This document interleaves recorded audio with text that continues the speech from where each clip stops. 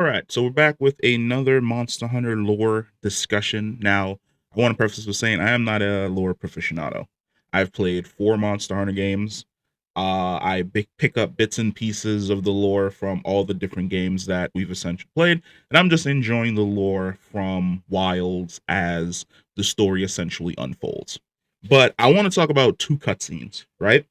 The very first cutscene is when we return Nata to his village and he meets with his uncle. And his uncle gives an explanation that 1,000 years ago there was a great calamity. And the people that survived the calamity were the ones that became the keepers. However, half of the keepers left and journeyed out west, while the other half remained in Old Wyveria to basically tend to the guardians as they were still essentially a problem. However, later on we meet the Allhearken. Her and her people live up in the mountains. They're a semi offshoot of the keepers. And there's a very interesting situation that happens where she walks up to the hunter, she takes her hand and she places her hand over the hunter's like stomach. And she goes like fascinating, interesting. I think this game is setting up finally and definitively answering the question as to why exactly our hunters are as strong as they are. Now, we know that Wyveria, unlike the ancient civilization, they had perfected the artificial creation of monsters. And they also had perfected this giant network that spanned across essentially the entire eastern continent that allowed them to control the weather and basically control the seasons. Now, what they had wanted to create was the ultimate guardian, and I've already released a video talking about how Zoshia wasn't the villain but was instead the victim. It was trying to prevent something else from happening, but they were trying to create the ultimate guardians that could protect them from things like, let's say, fatalis, and they failed. And when they failed, it wiped out their entire kingdom. I think they succeeded.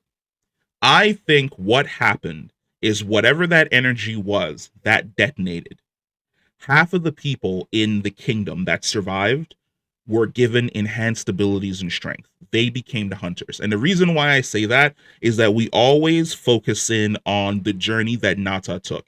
Every single person that sees Nata, from the Hunters Guild who finds him, and then his people who speak to him later, say that the journey that he essentially went on was impossible.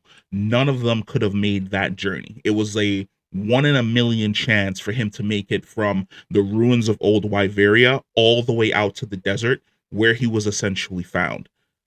Who are the only people in the Monster Hunting universe that you know that would be strong enough to survive that long journey in a ruined empire against rabid guardians and rabid monsters and make it out the other side and flourish? The hunters.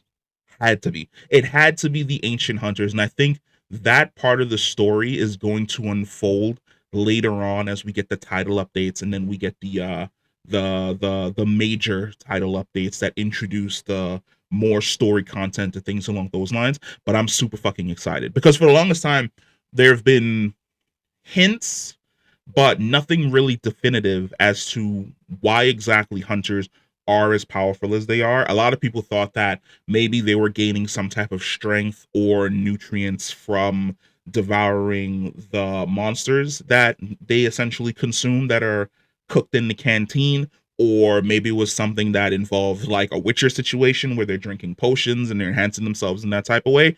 But I really do feel that their creation was an accident. It was an absolute byproduct. The attempt for Old Wyveria to basically create the ultimate weapon. The ultimate weapon failed.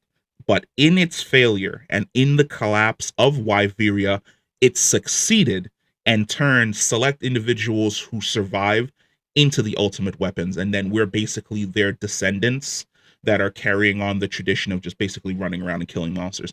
I'm telling you, man, like the subtle lore hints that they've been dropping in this game, just going through it, dropping into the monster field guide and reading up on the smaller information that we get on the guardians and the monsters and stuff, have been like, well, then again, I'm one of those people that I actually read the books in like Skyrim.